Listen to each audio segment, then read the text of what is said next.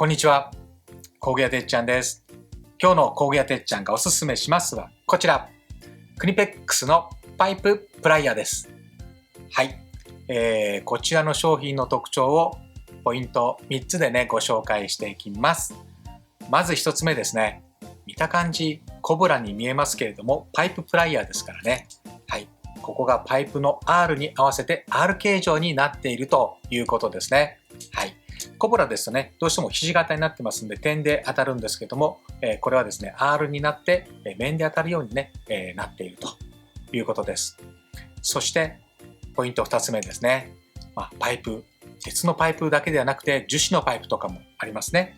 このような、はい、そんな樹脂のパイプにも、はい、優しくしっかりフィットするということです。今までねこのような材質のね保護材がついていました。ね、でもちょっと面積が小さいのとプラスチックのねちょっと硬い材質でした。ですからちょっと物によってはね滑ってしまう、そんなこともあったんですけども、今回モデルチェンジしたこのタイプは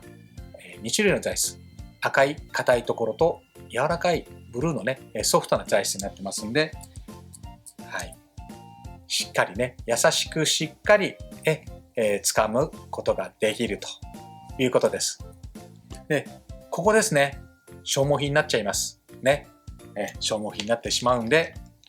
このようなパーツもね用意されてます。取り付け取り外しもね、非常に簡単なんでね、ちょっとね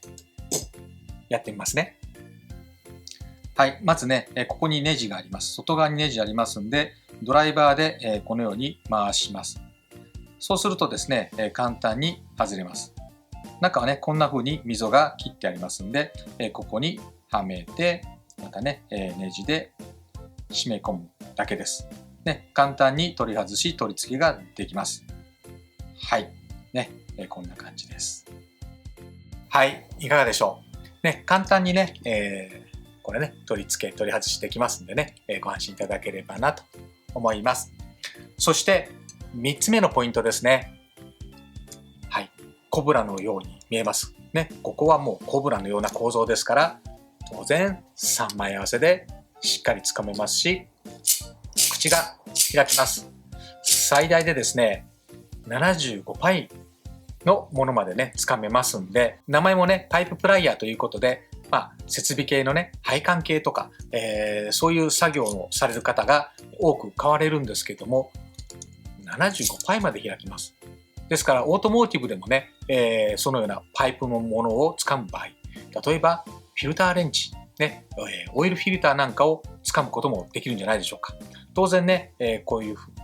プライヤーがこう掴んでこう回せるスペースが必要になりますけども、ね、そういうスペースがあるんでしたらぜひね一度お試しいただければなと思います。でこちらの商品はですね、このようにメッキのしていないタイプとこのメッキのタイプとあります。ね、水回りの多い方で錆を気にする方はこのようなメッキタイプがいいでしょうし、値段的にねメッキでないタイプの方がお安いですから、錆を気にしない方はですねこちらでもいいんじゃないかなというふうに思います。こちらの商品はですねファクトリーギア各店と通信販売で購入できます。パイプレンチですね、今まで傷つけたりいろんなことで困ってた方、ぜひねこちらのクニペックスのパイププライヤー使ってみていただきたいなと思います。ということで今日の工具屋てっちゃんがおすすめしますはクニペックスのパイププライヤーでした。